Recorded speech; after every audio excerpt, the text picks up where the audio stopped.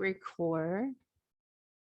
All right, guys, I've got my new friend Bronson on the show today to talk about this great new book, The Ultimate Ketogenic Fitness Book, The Complete Guide to Optimizing Keto for a Better Quality of Life. And I am all about quality of life. Note, if you're watching the video, I'm in North San Diego with the sun shining behind me, a little too bright. They can't even see me, but I moved here from Seattle for improved quality of life. And well, that's the place to go. Yeah. And problem is my glass house, you have the sun every direction. So I appreciate you coming on the show. We met on the low carb cruise. Dr. Barry connected us, and you are a fellow speaker, and you're also speaking at KetoCon, where I will be as well. So I am excited to dive into the book because there's so much great information about mindset and how to use a keto carnivore type of food plan for building muscle. I'm all about the aging process, especially we had to reschedule this podcast because my dad just passed away, and it just makes me fired up of the choices we make and the story you share about your mom we can touch on, but it's just, what we're doing now as we're both 50, congratulations, entering the 50 club. I'm in the club. It's like, let's live our best life, the second half of our life. And how can we thrive every day and not survive the day? And it's just the choices we make now set us up for our future self when we're 70, 89 years old. Great. And you look at, I looked at how my parents are aging, what happened to my dad. It's so much of it can be controlled, but it starts now. So I really appreciate your book and getting your mind right to make these choices, because they are not easy, and health doesn't come in a pill, and we have to actually take effort to make these changes in our life. So I'll stop talking and let you start kind of sharing about what is your why, your passion as an individual, what drives you every day? Yeah, what drives me every day is seeing exactly what you talked about, and seeing people actually, things click on in people's brain, things click on in the way that they look at their lives and their future. And there's so much negativity and there's so much things beating us down. When people realize that they actually have control and they can determine what their future looks like, that seeing that light bulb moment for people is it's what gets me up in the morning every day. And having those conversations, working with people, having the relationships with the people I'm working with and the people that I share information with. But the emotional connection that I have to that process is it comes from a lot of different areas, but mostly with seeing my grandparents as they got older. So, you were talking about your parents. For me, it was my grandparents, and watching as they got older, had to give up their independence, move in from the home that they lived in for 40, 50 years into an assisted living facility. And then just everything from there just went downhill. So watching that process, and I was just getting into fitness at the time. I didn't know nearly the things that I knew now.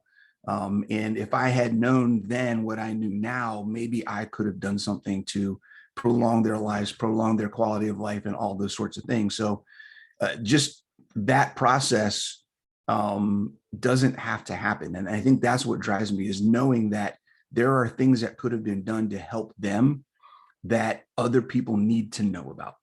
Yes. I think that's really what drives me. Yeah. And that's, I don't want to I'll start crying if I get into it, because it gets me so angry and fired up that, just with my mom and my sister over the weekend and the choices we make, it's like, it seems so simple, but you have to be so motivated. So you wrote this book, and it really talks the first part that I love about mindset, because it's not about here's what exercise to do. You're not saying like a workout routine, and it's not about that. But the half the book to me is like, get motivated, feel this inner drive that you need to have to make these choices. As I said, health doesn't come in a pill.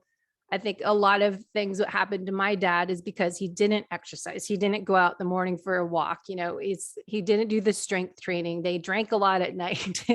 They had, happy hour every night. And so much of it's like, that's your choice. And I had this conversation with my sister over the weekend. Like, we choose to live our life this way, but we do it differently. And to see parents and your family members be totally opposite than you, it's like, okay, I'm going to watch you disintegrate versus thriving. And it's so frustrating as a health person, health coach, and an athlete, that to watch family members that you love and you want to grow old with them, watch them make those choices. And you want to just grab them and say, stop doing this, right? Yes. Especially when it's people, it's not even extended family, right? We're talking about immediate family, brothers, sisters, mothers, fathers, daughters, sons, where it's like, I've had conversation. This has been a struggle that I've had to deal with, as I've learned more and gotten more into this and been more vocal about the things that I learned in helping people, that I actually have more impact vocally with my voice with people that are not in my circle. Yes. The only thing that people in my circle are paying any attention to is the things that they see in my life, but they'll never acknowledge it. So I can't talk to them about it, because then it becomes a defensive thing. It becomes a stress point. It just goes in the complete opposite direction that I want it to go. Exactly. I can did that yesterday. Yeah, right. I can live my life the way I live my life, but I can't be vocal to the people in my circle. You can't change it. Family friends. I can't change it. There's nothing I can do. So I have to accept them and hope that they're seeing what's happening in my life, and eventually they'll start trying it. It's the unfortunate reality of just human interaction and how that works. But you got your mom to change. You changed, if you want to, I will record your intro and share your story, but your mom kind of listened to you. Oh, how'd that happen? Because I know, it's not too late ever to start. It's never too late to start. She started when she was 60 with me. And she did it more out of support because I was opening a gym. So it was less about her initially. It was more about, okay, I'm getting old.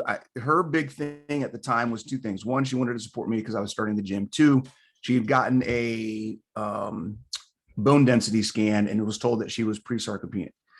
So she was kind of scared of like, okay, wait, what does that mean? What do I need to do? Whatever. And the doctor was like, well, you can start exercising. She said, well, my son's opening a gym. Maybe I'll start doing that. So it's just kind of the best, the perfect storm of events. And she started doing it, and then she started liking it. And then that was just, that's been 8 years now. So she just turned 68. She's, her favorite thing to do is deadlift. She loves eating meat. She's been carnivore-ish, mostly carnivore, for about 3 years now. She's reversed her sarcopenia. She's improved her thyroid. Like, everything is improved 100-fold. And with her, the whole idea of what I'm doing this for, helping people understand that it's never too late to get started. It's never too late. You're never too old to grow muscle. You're never too old to improve your freedom and physical ability. She's a perfect example of that. And I try to put her out there as much as possible to say, look, guys, this is someone who's done it. And this is how she's done it, because it works. Yeah. And what is it you're having her do? Like, what's a good example of what you talk about in your book that we can just start in is, how do we, and I keep talking about Dr. Gabrielle Leon, and we had Dr. Sean Baker on the show, and really talking about muscle is the organ. Oh yeah. Team protein is your shirt. It is like how to optimize your health, focus on what happens as we get older. And I would say, like, well, why don't we reverse that by actually taking action and doing those things that we lose? So to look at muscle is the organ of longevity. So we should be lifting heavy things, lifting weights, and focusing on building muscle back up, because we're, losing it. So why don't we speed up, putting it back on instead of having that fight against muscle loss? And then what we eating more protein. And, Dr. Sean Baker talked a lot about that, but what brought you to this program as a CrossFit studio owner? What led you into doing your more of a strict carnivore? Now, are you keto carnivore? I hate titles. Yeah, I'm pretty, if you want to put a label on it, I'm pretty strict carnivore. I pretty much do lamb, beef, and eggs. That's pretty much my staple. Unless we're on a cruise and there's escargot or some other stuff, right? Yeah. But endless supply. Yeah, endless supply of lobster. Oh my God, that was a great night. So yeah, what led me to it? Honestly, it was initially health. Two reasons. One was health. I had IBS. I had a lot of gastric distress issues. We won't get into that too much, but there were a lot of things that were going on, not in a good way when it comes to my gut. And then secondly, from the fitness perspective, I guess you want to call it, is I was getting tired. I was exhausted with the idea of being frustrated every time I wanted to get lean with getting weak, and getting frustrated with every time I wanted to get strong, getting fat.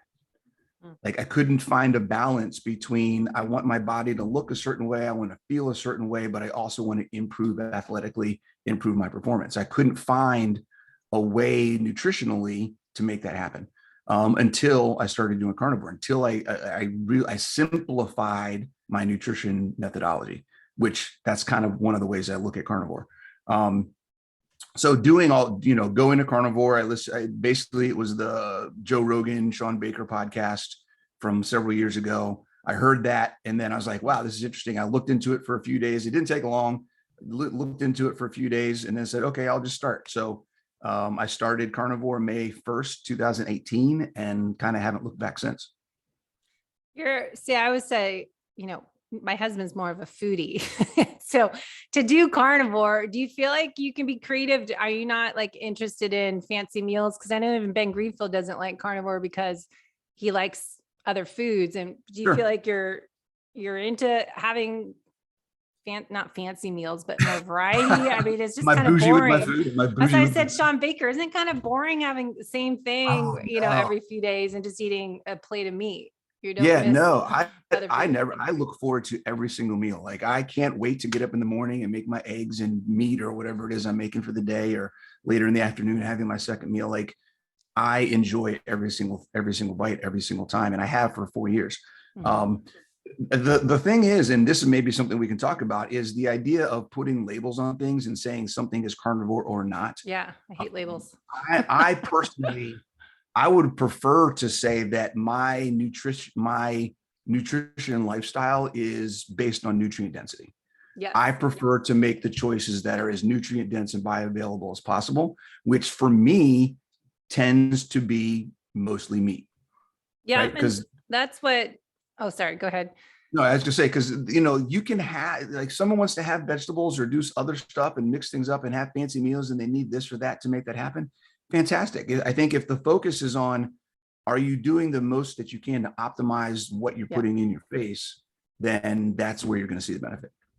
And that's what I agree with, that is optimizing, choosing foods, because I don't like labeling it. Because I said this on a podcast or blog or something I did recently, that I eat what I feel like. And if some days I want this, I have that. Some days it might look more carnivore, but it's not intentional. I'm more intuitive eating and fueling.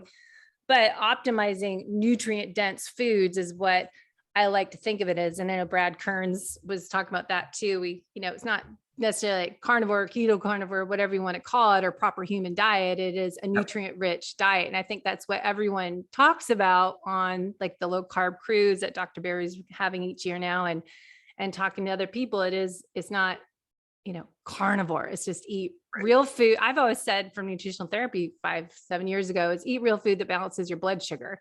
And that ends up being, I saw Sean Baker, like, well, if you take out all the oxalates, lectins, phytates, all this stuff that can be irritant to your gut, what do you end up with is just meat. And what do you look for in the most nutrient dense? Like Danny Vega showed a couple of years ago on the cruise, his seminars, like, look at I'm not going to eat organ meat. Like he showed the awful stuff, awful.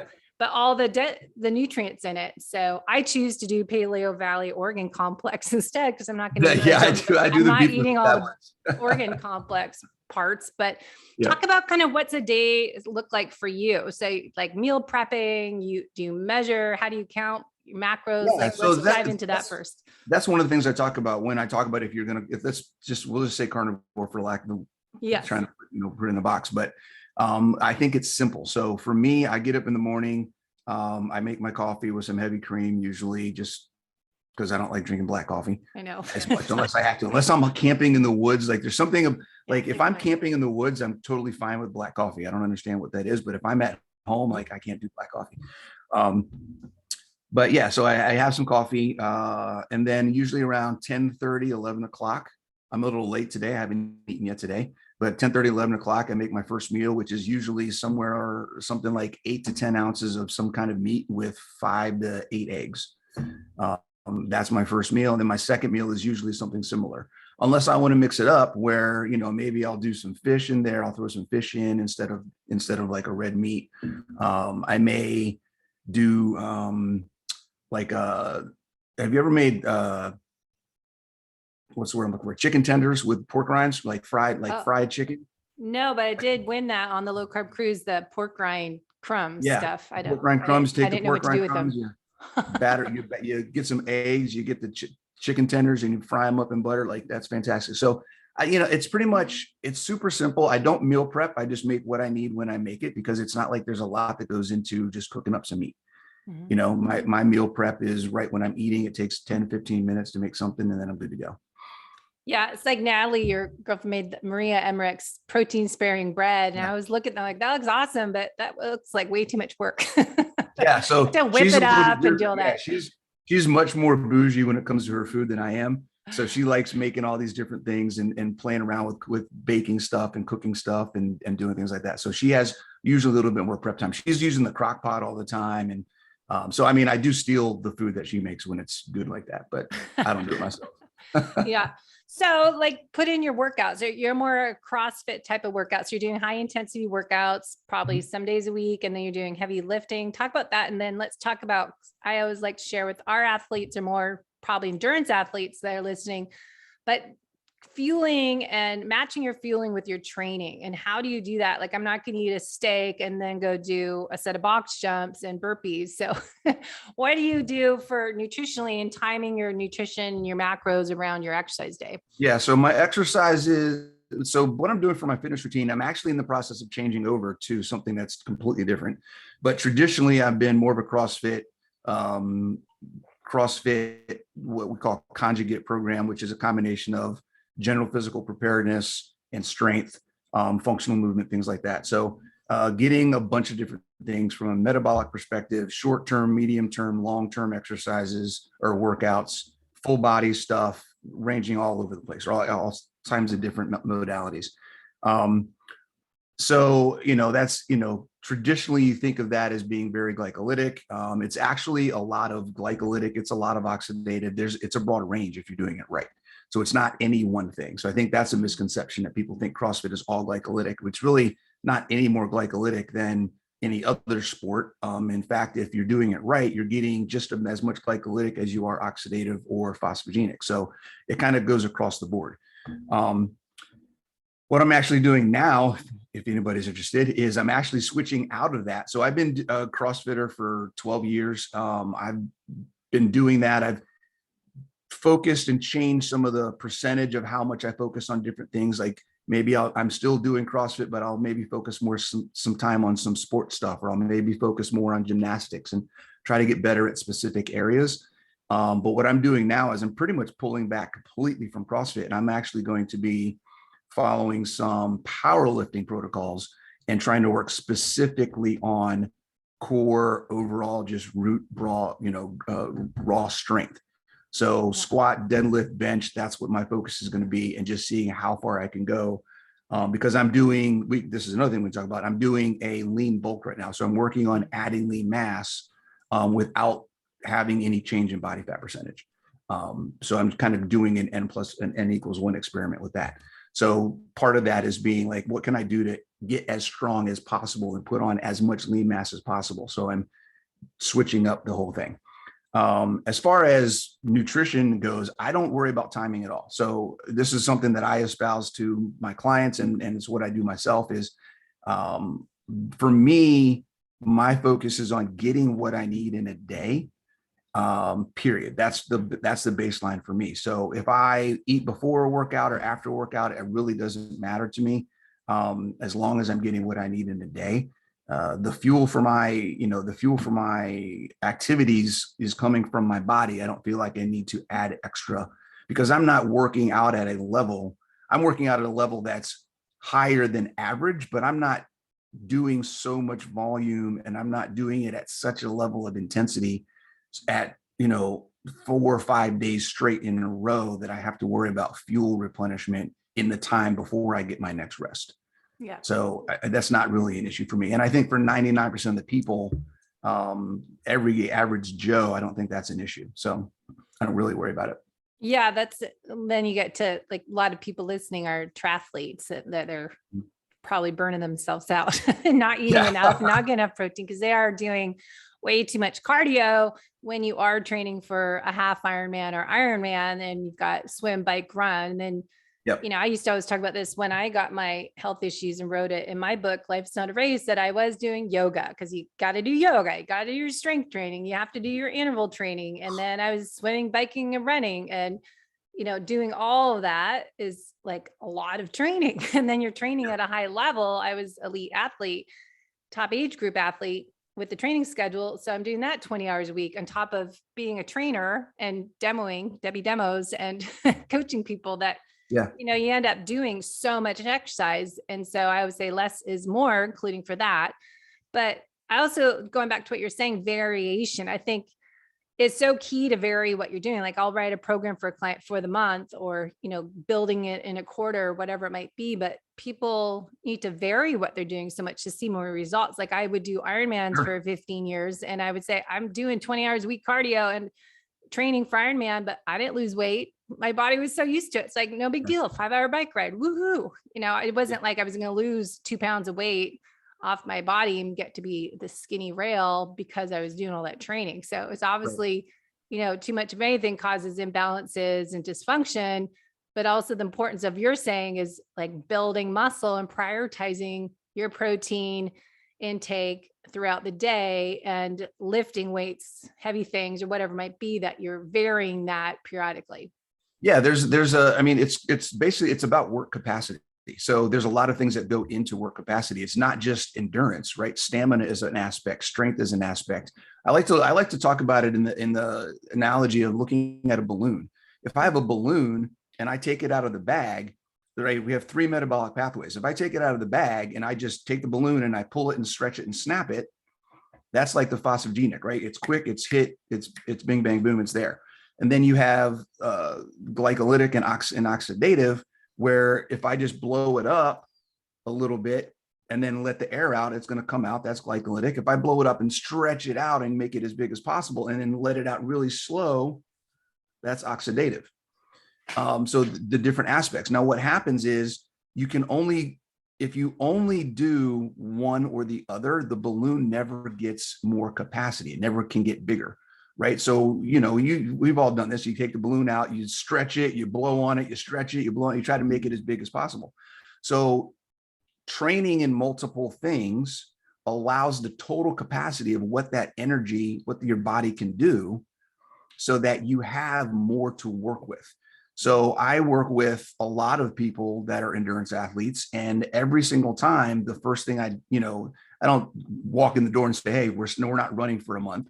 But, you know, I talked to them about, let's change the priority and let's cut your running down from 5 days a week to maybe 2 days a week or 1 day a week. And let's work in the gym 3 days a week. And we do that for 3 months. And in some cases, they may be like, you know what, my schedule, whatever, I'm just going to not run at all.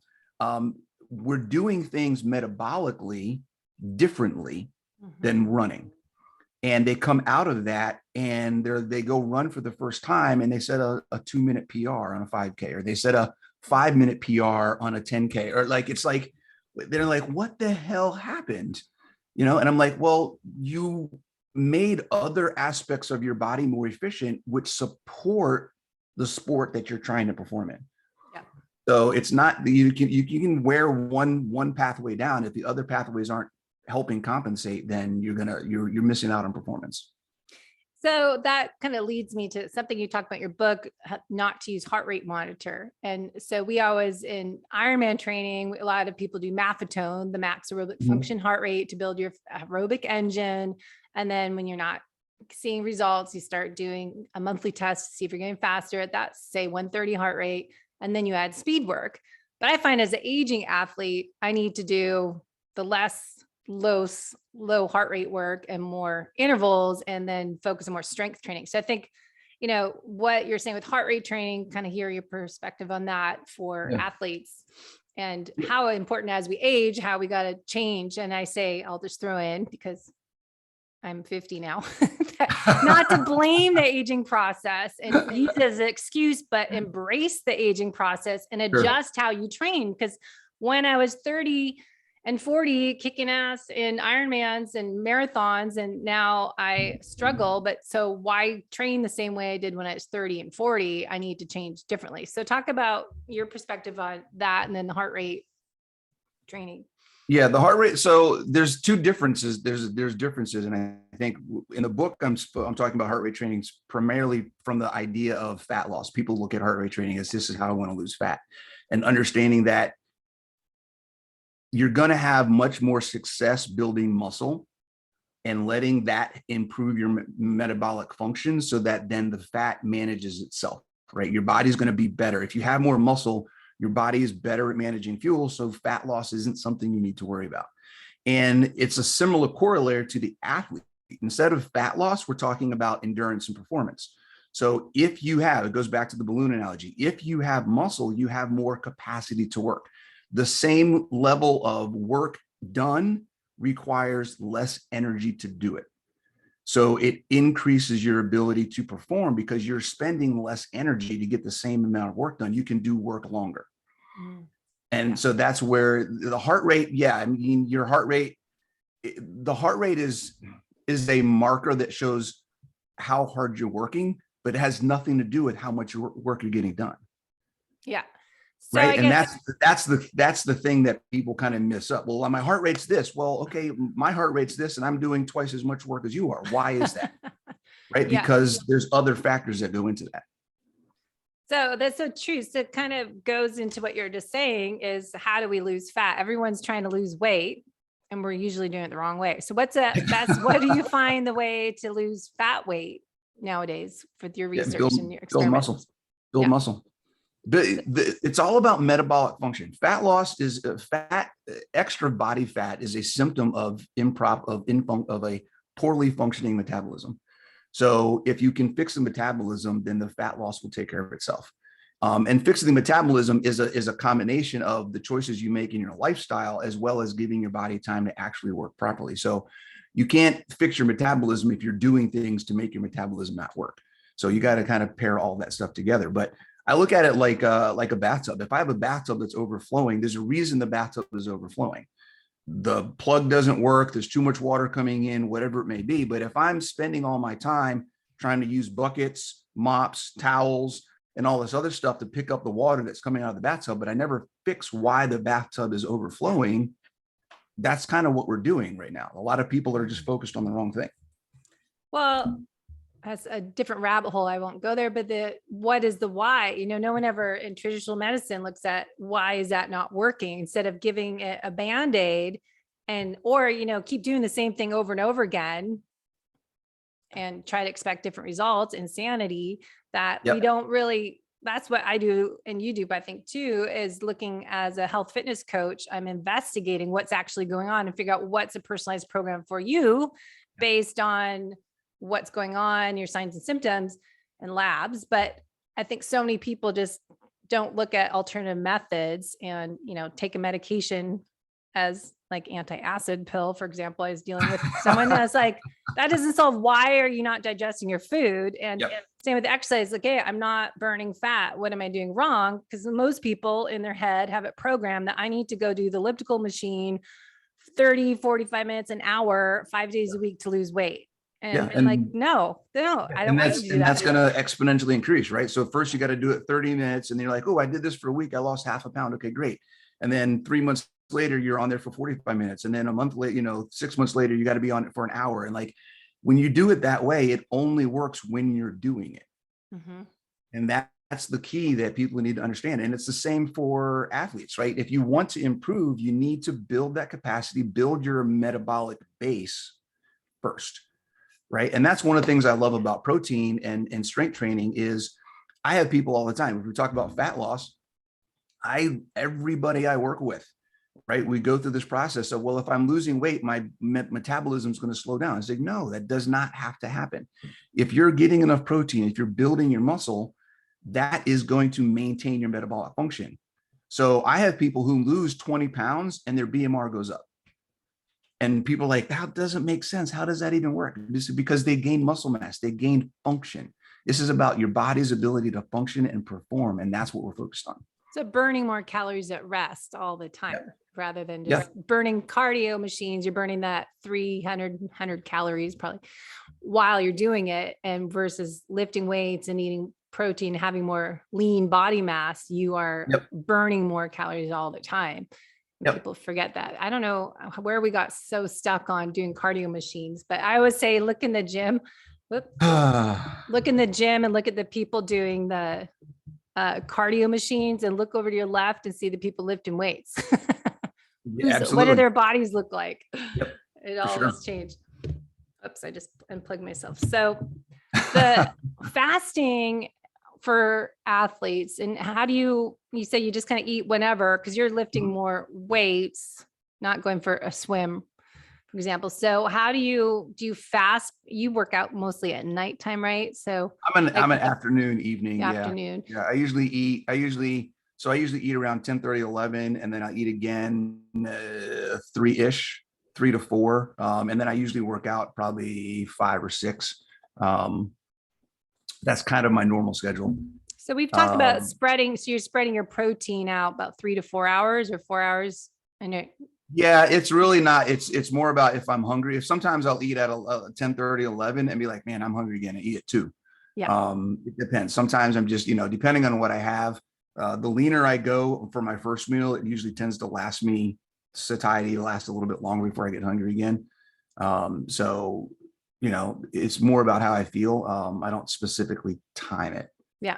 I like that, because I feel it's kind of weird when people are just eating just to get their numbers at macros versus eating when we're actually kind of hungry. I think that's not negative programming, but programming the wrong relationships to food when you're just eating so I can get my 200 grams of protein in per day or 150, whatever it is, versus, which is hard because when you're eating more protein, you're more satiated and you don't have the appetite, and you don't need to snack if you are, fat adapted and you're eating the right foods. But I think that's a struggle. It's like, okay, say you need 150 grams of protein a day, and I'm eating, that's why I think you can't do OMAD, or, you can't do that necessarily 2 meals a day. That's too much protein. You're not even going to get, I know I hear it like 30 to 50 grams is all you can take at once.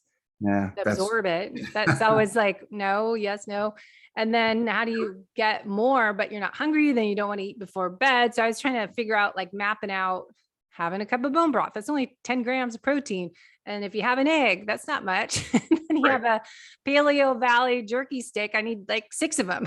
So you have to have like a big meal. And so you find, you're saying that you can eat like whatever, 50 grams and feel good protein. You don't think there's any limit to digesting it. And no, not at all. Your body's going to utilize whatever you eat. I've known guys who literally will eat in an hour time frame. They'll eat 4,000 calories of food. And that's all they do OMAD. They eat 4,000 calories in one sitting ish. Again, it takes them an hour to do it. But they're good. And they are animals, like absolute animals in the gym and in life in general. But it's individual. For me, I feel good with 2 meals of about, a pound-ish of food each meal. And I don't have any problems with it. I think the intuitive versus tracking discussion is really individual based on where somebody is, what their goals are, and individuals can go back and forth between the two. There are times where I just decide, you know what, I'm not tracking anything. I'm going to be intuitive completely. And I may do that for a while. I've tracked enough to know where I should be, and I can look at a plate of food or look at what I put in on the stove and have an idea of where I'm at. I don't have to track.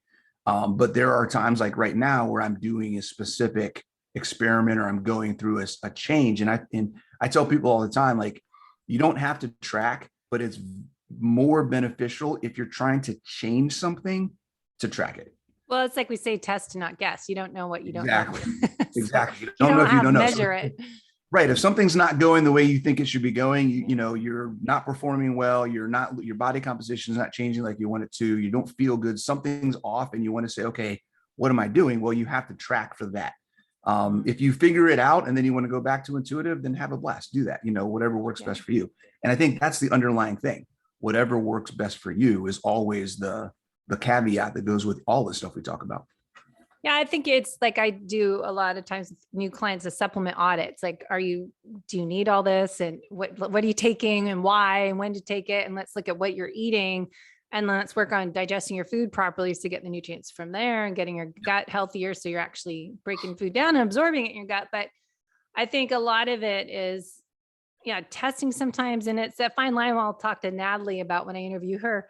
But it is like for a female or someone that dieted, it's not just females, because I hear a lot of men having this, but their relationship with food, that it becomes obsessive. And if you grew up dieting all the time, like I did, this diet and that diet, at high school, I started dieting, and that it gets to be too in my head if I'm focused too long of counting calories, or now we're counting macros, but fixated on what I'm eating versus just like, oh, I'm hungry, I better eat something. Oh, I'm going to choose protein first and make that decision, because I know I will feel so full if I have that protein. If I choose my coconut oil tortilla chips, I'll eat the whole bag and I'll still be hungry. Yeah. And that's a simple change in mindset. Just that simple idea of, if I'm hungry, I want to focus on protein. Just that change in your mindset around food helps with a lot of things, because it just automatically gets you to be more nutrient dense, gets you to more bioavailability, it gets you to more satiety, and it makes the options you have to choose from way simpler. It pares things down to things that are probably going to be more beneficial for you than anything else. So that's why I tell people all the time, prioritize protein. If you're going to snack, if you feel like you need a snack, number one, you probably didn't eat enough in your last meal, right? Yeah, number two, if you feel like you need a snack, then find a protein to snack on. Yes. So I say that all the time. It's like, well, let's look at why you're hungry. Let's look at what you ate beforehand. And you have to match your training. If you have a heavy training day, or maybe you worked out twice, or that workout was more intense, that fuel is going to be different than the day you're doing an active recovery day. And I think people need to, like, I know someone that just did a triathlon, a half Ironman. They've been training hard for months, but they didn't switch their nutrition when they stopped the race and they started going the recovery phase. I'm like, well, she gained a lot of weight. It's like, well, have you changed what you're eating? Because you're not training the same level. You got to adjust that fueling and training level. So I go into the chapter, Common Myths Get Busted, I think is a really interesting chapter. And talking about that chart, the keto adapted one I was talking about, that's a great phases, because there's fat adapted 1 to 2 weeks, keto adapted 4 to 6 weeks, and then being keto optimized 8 to 12 weeks. So can you talk a little bit about that progression of being a keto athlete? Yeah. This is based on my observation, my experience, the research that I've done. I think there's 3 levels of adaptation when it comes to being ketogenic or fat adapted, that people, we focus on the first 2. I think we forget about the third one, and this may not be something that, particularly from a fitness and exercise perspective, that a lot of people are even aware of. And because it's not about ketogenesis, it's about gluconeogenesis. And that's the difference. So much misinformation and misunderstanding about what gluconeogenesis is. When we look at maybe quick add a definition. I'll define it when I get to the people might forget. The first level of adaptation, the fat adaptation, is basically just where your body starts getting better at using fat as fuel, as its primary source of fuel. That's where you get keto flu. That's where all this initial weight loss comes in, all that kind of stuff. And that is independent of where the fat is coming from, right? So I'm just getting better at burning fatty acids, turning them into ketones, and using that for fuel. The second level, being keto adapted, is where your body is no longer requires as much exogenous fat and is starting to break down adipose tissue and be good at creating its own fatty acids and ketones, right? Breaking fatty acids down, turning those into fuel, and using the fuel that you have stored. Your body has it all there. It's there for a reason. And now we need to get it good at doing that. So that's where I find a lot of people need to start transitioning from taking maybe ketones, adding butter to everything, and doing a lot of that fat intake that we're told is keto, and say, hey, maybe we need to cut back on some of this stuff and let our body get better, because it's about efficiency of the processes in our body, right? If ketogenesis is ketosis, just means you have ketones. Ketogenesis means you're creating your own, right? And people, there's a misunderstanding there. I think a lot of people think, well, I'm in ketosis, so I'm ketogenic. Not necessarily. two different things. And then the third level is where it blew me away when I started making these connections. I looked at what gluconeogenesis is. The definition of gluconeogenesis is the creation of fatty acids, the creation of glycogen from protein or fat.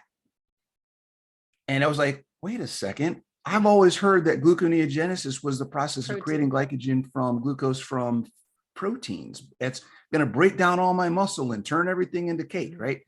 And so I started looking into it more, and I realized that in a fat adapted, if you're ketogenic, if you're at a point where your body can burn fuel and you're starting to create your own ketones, the byproducts of ketogenesis, pyruvate, acetate, lactate, actually feed into gluconeogenesis. So as a process for generating glycogen, gluconeogenesis is another system, another process that we can improve its efficiency and get better at if we allow that to happen. So I see a lot of people that are doing exercise, athletic endeavors, CrossFit, whatever it may be, who are asking questions about cycling carbs and do I need to cycle carbs and all this other kind of stuff. And I'll be honest with you, for 90% of them, 95, 99, I don't know what percentage is, a very high percentage of people who are doing physical activity, I don't think they need to cycle carbs. Because if you're trying to improve and optimize your ketogenic lifestyle, then you need to make sure that gluconeogenesis is as efficient as possible. And that's going to get fed from your ketogenic lifestyle, not from what you eat. So there is a case, and I actually have some videos coming out on this, and I think I talked about it in the book a little bit. It's really kind of a volume thing. What's the goal? What are you doing? How much are you working? Are you doing so much volume that your body, even if you are optimizing gluconeogenesis, are you still exhausting the stores of glycogen that you have and you're not able to replenish in time for your next workout or your next series of programming? Do I need to then supplement with some carbs? And there is a case that some people may need to do that. But I don't think that it's the majority of, Joe Blows out there who are just trying to get in shape and get off the couch, who are working out 3 to 5 days a week for an hour at a time, who need to worry about it. So if you deplete your muscle glycogen stores, you're saying you can replace those from breaking down your fat, stored fat from glyconeogenesis, which everyone, this is how I remember it, because gluco is sugar, neo is new, genesis is creation. So that's how you remember. Same with your arm. This muscle is called brachioradioalis. So you gotta, that's how you remember, brachioradioalis. So I might say it differently because I should speed it up altogether, but so do you feel like there needs to be metabolic flexibility? Because there's a lot of information for athletes out there, endurance world, that we need to have flexibility to switch back to carb burning, to fat burning, and not be nutritional ketosis all the time. So what have you found? Talk about, there's a blending of a bunch of different concepts there. Yep. So metabolic flexibility from the perspective of being able to change back and forth and be efficient at the oxidative, glycolytic, and phosphogenic pathways. Absolutely. I think everybody needs that.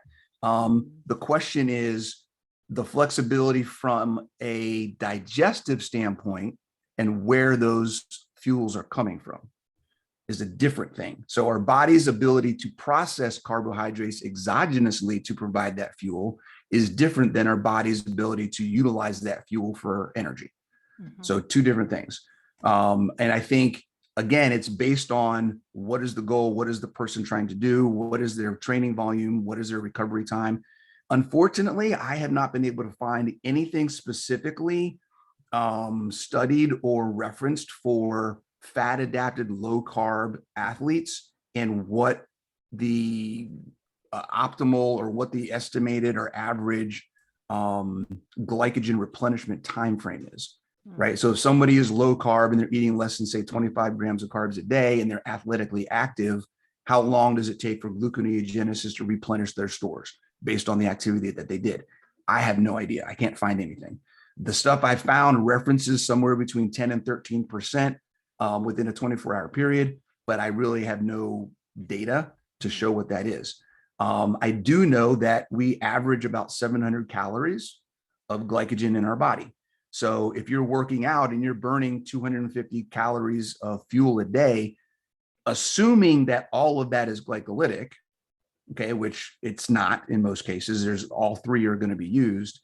But let's just say you burn 250 calories of glycogen a day. You've theoretically got 3 days of workouts before you need to even worry about replenishment.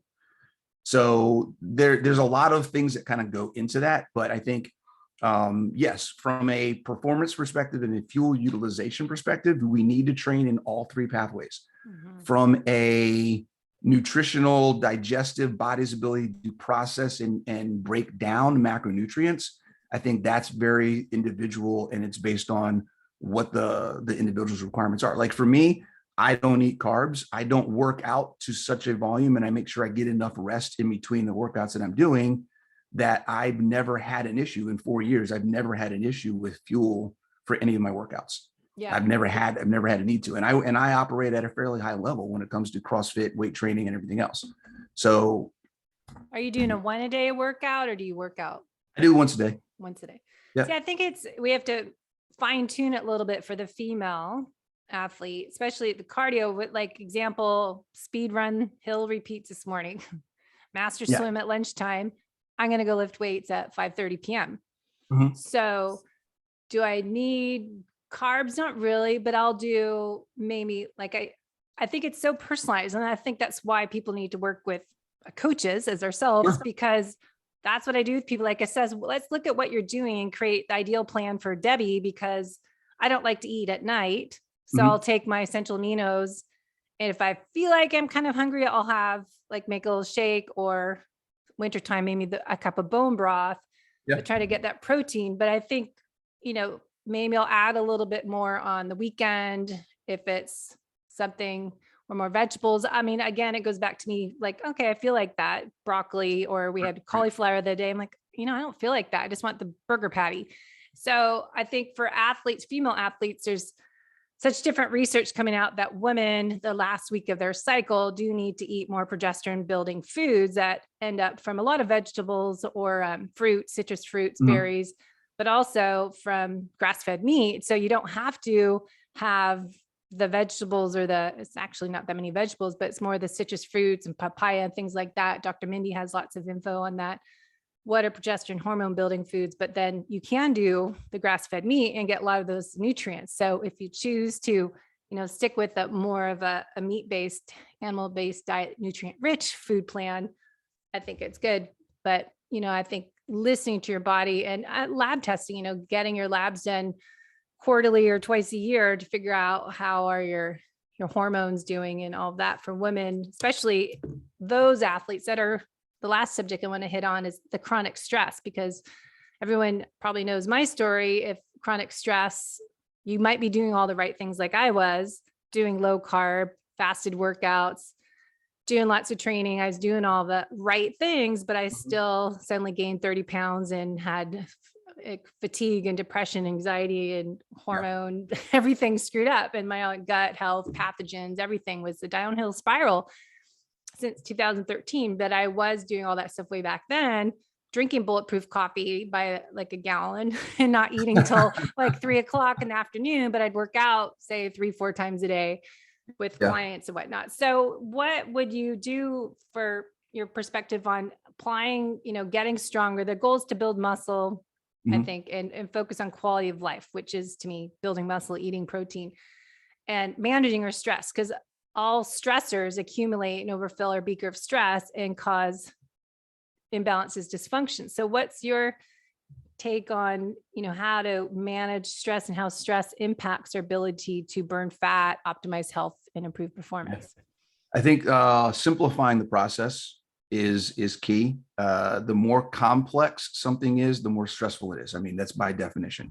Yeah. So if your goal is quality of life, and you have to be, number one, you have to be honest with yourself about how much am I stressing over things? How much of my time am I spending on improving my quality of life versus just living my life.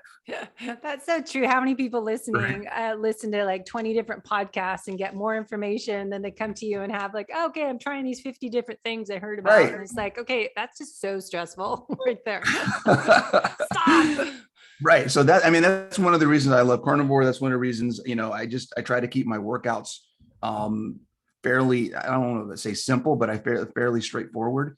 And I don't try a bunch of different things. It's, as a trainer, one of the things that has always been a struggle for a good trainer is the best workouts are the most boring workouts, right? When you have a client who comes in and they're like, well, didn't we do this the other day? I'm like, yes, we did this the other day because we're trying to get you better at this. So I'm not going to have you do something over here when this is the goal. We're trying to get you better at this thing. Mm-hmm. So there's something to be said for boring. I forget. I want to say it was James Clear in the Atomic Habits book. It might have been. It was either him or there's another book, another habits book where he says you have to get okay with, you have to enjoy boring. Because if you're going to make progress, it's not going to be the flashy, it's not going to be the trendy, it's not going to be the coolest, latest thing that gets you to move forward. It's going to be sticking to the basics over and over and over again. Yeah. Yeah. And that's not exciting. Well, that's why, I started doing here's a program. I want you to do the same program 3 times a week for a month. And so you can see progress rather than every workout. You feel like you have to be this creative trainer and kick their butt and give them all this different stuff. When I started training people online and writing their programs out, I can't, make it different every time because I have no idea what I'm talking about. So it is like, keep it simple. And then if I was in person with them, maybe add a little variations, but chronic stress. So I think people stressing so much external stressors, and we have all these hidden internal stressors, as we say, as practitioners. Hidden stands for hormones, immune dysfunction, digestion, detoxification, energy, and nervous systems. And how much of those, well, Reed Davis, founder of FDN, does all this. We have the DRESS protocol too. D is diet, rest, exercise, sleep, and supplements. So I like that. Because that actually is a good segue. That ties directly into what I have in the book where I talk about internal versus external stressors. Yes, I know. I wrote that down. Like, that's what I talk about all the time. So it's and that's the cool thing about the building strength and building muscle and building physical capacity is the stronger our bodies are, the more we are able to manage external stress. So when we have, and external stress isn't necessarily just physical activity. We have physical responses to emotional stress, to relational stress, to work stress, to family stress. Like there are things that happen in our body that I say this all the time, muscle solves a lot of problems. So the more muscle you can have, the better your hormone management is, the better your stress management is, the better your immune system is, the better your recovery. Like there's so many things that happen when you have more lean mass that it's almost unquantifiable that the impact can have just on building muscle. Well, that's what I say. My stress was from running my own business with $8,000 a month rent. I had to pay in downtown Bellevue, Washington, Microsoft, Google, Amazon. I mean, paying that rent each month and trying to run your own business. I would say fill in the blank. It doesn't mean you're doing 5 Ironmans a year.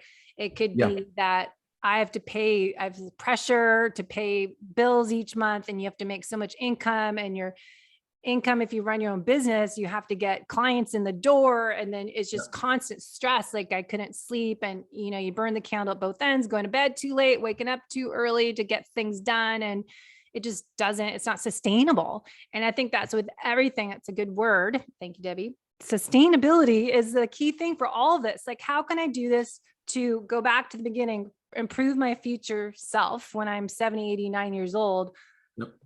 When I'm 90, I want to still be moving around and traveling. And so sustainability and variation. So I keep mixing things up, say every 30 days, I, do a reset, maybe do a different program, and then varying your nutrition. But I think it has to be sustainable. Like you're saying, it needs to be simple. Don't make it so complicated and trying so many things at once. Like keep it simple, do one thing this week, and pick one area of opportunity you're going to focus on, instead of like, okay, you just talked about 8 elements of the holistic method. I'm going to do all of those 8 things today. and whether they're going to do in a week from now, they're not going to do any of it. Right.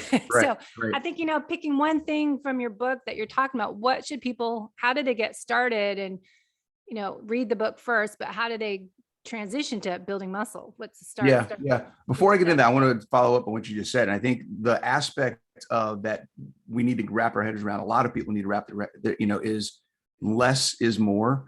And that you said this earlier, right? But recovery and giving your body a chance to build is part of the program. Yeah. Right. It's not just work, because then you never actually get a chance to build and grow and get improved. So the concept of super compensation, I don't know if you ever talked about that on your videos before, but super compensation is the process of getting better after you've added stress. So chronic stress, which is what we're talking about, chronic stress never allows for that aspect of the process to happen. So we need to let our bodies recover and get better. So if you want to improve your quality of life, your performance, your athletic endeavors, whatever it is, resting is part of the protocol. You're not taking a day off. You're enacting part of the protocol that's going to help you get better. Is that not hormesis though? What that problem with hormesis, and I'm doing a great podcast with what's his name, Feldman, that is not like cold showers. Yes, they're beneficial every day. No, weight training is great. Do you do it every day? It's not effective to do everything every day. So that's why for years I've been saying less is more is not better. And this is exactly what I talk about. That recovery is so hard for people to go, okay, I need an active recovery. Then I'm just going to go restorative yoga. I'm going to go get my steps in, move throughout the day, mobility drills, foundation work. Then I'm going to hit it hard the next day at the gym. So I think we're so that type A, AAA driven, ambitious, high charging athlete that we don't realize that's when you're getting the benefits in the downtime when your body's repairing. Absolutely. Recovery, as well as our sleep and optimizing our sleep. Absolutely. Yeah. So the 3 steps or whatever steps, how do we get started to building protein? Let's simplify it and tell people. Protein or building muscle, like we can talk about it. So the 3 things you need for building muscle, which leads to improved quality of life, right? You need protein, you need adequate training, adequate resistance or stimulus, and then you need recovery. Those are the 3 things that you need. So I don't know if you want to talk about we don't need to talk about the whole, you need carbs to build muscle, because that's ridiculous. But you need protein. So you need adequate protein. My recommendation for most people to get started is 1 gram per pound of lean mass. That's what I work off of. Not total body weight, because Dr. Leon says 1 pound per goal body weight. So if you're weighing 130 pounds. Yeah, so it can be goal body weight. The difference is minimal for most people. But I look at it as a lean mass as a starting point. So if I weigh 185, my lean mass is 165. I try to get at least 165 grams of protein a day. I actually get probably closer to 190, 200 a day. It's kind of where I'm at. So but then how do you figure out your lean mass? Say again. How do you figure out your lean mass if you don't have a scale or? That's where going off your goal weight comes into play.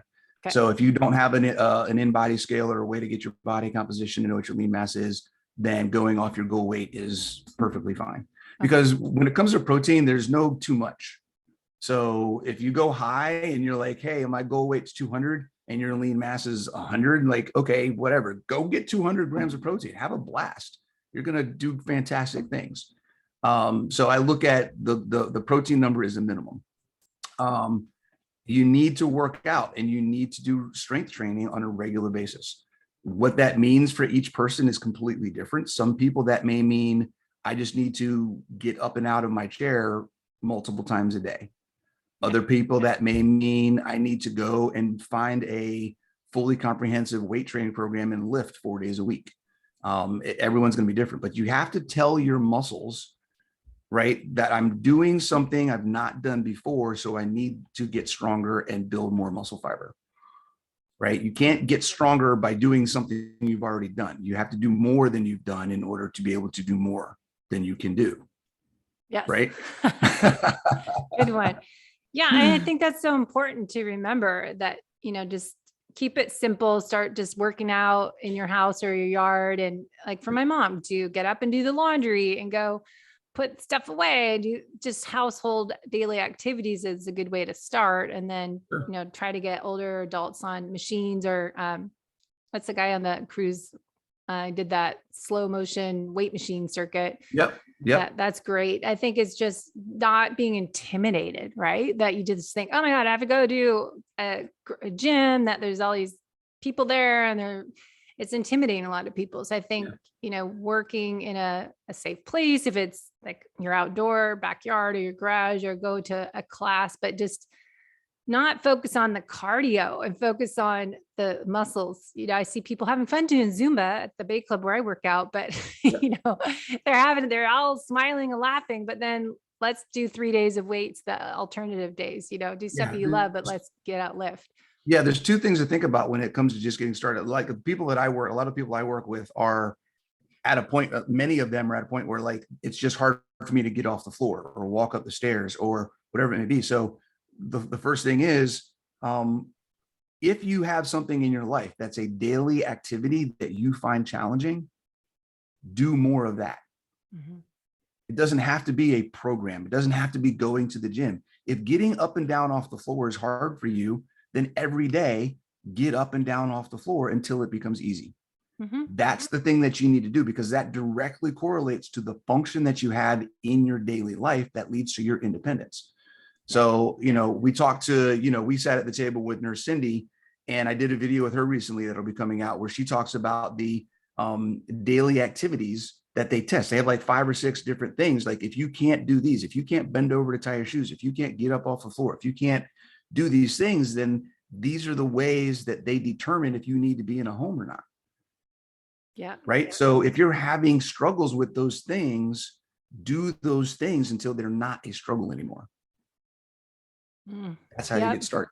Yeah. And that, I was with someone that I might be related to this weekend. We're in the pool in their backyard, and to get out of the pool, and like, we need a railing here so I can get out. I'm like, okay, there's stairs all over here. Just steps. Right. And, she had a rock to hold on to, so it'd be safety wise, but just to get that climbing those 2 steps to get up and down. But that's important as you get older, to do strength work and eat more protein, to be able to get up and down. Like I had a client years ago, to go to the bathroom, to go up the stairs, to get up off the floor. And then I realized, okay, everyone's goal is to lie on the floor and be able to stand up on their own without holding things. That's your number one thing I want you to be able to have the strength to do. And I know our listeners are younger and they're probably like, why are you talking about, 80-year-old exercises? But I think it's important to know you need to have that mobility and start working on that now when you're 50. So you're working on going back to aging gracefully, improving your future self, how you're thriving every day, not surviving. And, going back to looking at how my dad, he hurt his back a month ago and couldn't move. And he was in his recliner chair for 2 weeks. And then he started to have some other problems. And he's 2 weeks in the hospital, laying there doing nothing. And what happened? He had no strength. And the next step was nursing home, but they didn't want him. And sadly, he chose to, go to a better place. But I saw that, and it's just like, you guys now need to lift weights. Stop just doing cardio training all the time. Get stronger, and running doesn't count, or riding your bike up hills isn't the only part. You need to just, be able to do squats and lunges and step ups and deadlifts and all that. So I think it's important for endurance athletes to start preparing now. Yeah, from the endurance athlete perspective, and I think I have a chapter in the book specifically for endurance athletes. Our body is a machine that works best when all the parts are working well. That's so true. Right. So when I don't understand what it is about what's broken in endurance athletes' heads, but they're so focused, and I say that jokingly, they're so focused on just their sport, just the thing that they love doing, that they often forget about all the other things that their body needs to be able to do and function. So getting that mindset into, what can I do to have the best program that's going to make me a better athlete first? And then once you have a good athletic foundation, which is much more broad, then you can specialize easily. It's a lot easier to get better as a runner if you have a good athletic base. Just like it's a lot easier to be a better football player if you have a good athletic base. If you look at, and this may or may not click with anybody, but if you look at the last few years of the NFL draft, most of the kids that get drafted out of college are multi-sport athletes, right? They went through high school, they played baseball, they played basketball, they played football, they played lacrosse, they played soccer, they did all these things. They didn't just play football. They were good athletes first, and then they have an opportunity to specialize in a sport. So I think a lot of people get into a sport and they go 100% into that and forget that there's a whole ball of wax that they're forgetting about. Mm-hmm. Yeah, it's true. I mean, it's good reminder that, you got to cross train and do it all, but just, it doesn't have to. I think people don't do it. I think athletes, because Ironman stuff can take a lot of time and people are already burning the candles at both ends, and add in strength training. So I tried to make it that minimal dose we talk about all the time. Like, what's the minimal effective dose that this is going to work, get more bang for your buck? And it doesn't mean an hour in the gym, and your cardio swim, bike, run workouts can be, 45 minutes. You don't need this long, and then do your longer stuff on the weekend. But I think that way you adjust how long you're working out your swim, bike, runs for performance gains, but then shorten those. And then you have more time suddenly for the strength building. That's a great, process where testing and documenting and tracking things makes a difference, because minimal effective dose for the endurance training is often way less than what people think it needs to be. Yes. So I see people like running all these hundreds of kilometers a week, and it's like, guys, you don't need to do it that much. Are you Canadian? You said kilometers. Well, I know a lot of people that do. I know a lot of people that do that instead of miles. It's because US is the only one that does that. Yeah. So I know we can talk forever, and we'll both be at KetoCon, and I'll put this out next week so we can have it the week before KetoCon. So we'll record that. What are you talking about at KetoCon? I think it's going to be the similar talk to what I did on the cruise, how to avoid stalls, or how to avoid plateaus and never stall again. Good. Yeah. And I'm talking about fueling and training for the low carb athlete. Okay. So endurance sport perspective and looking at that. But I think definitely have to talk again, and everyone can find your book on your Amazon. Where do you find your book? Amazon. If you just look for it on Amazon. The Ultimate Ketogenic Fitness book by Coach Bronson, and Dr. Ken Berry did the forward of it. Very nice. And it's a great book to have. And do you have online coaching you're doing too? Yeah, I do. I have a 6-month program that's pretty in-depth, fitness coaching, nutrition, mindset, all the things. And then I can also do like one-on-one calls and stuff like that. Good. Well, thanks for your time and chatting shop today. It's always great. And if people want to go on our low carb cruise next year, I'm already got my mom to come with me.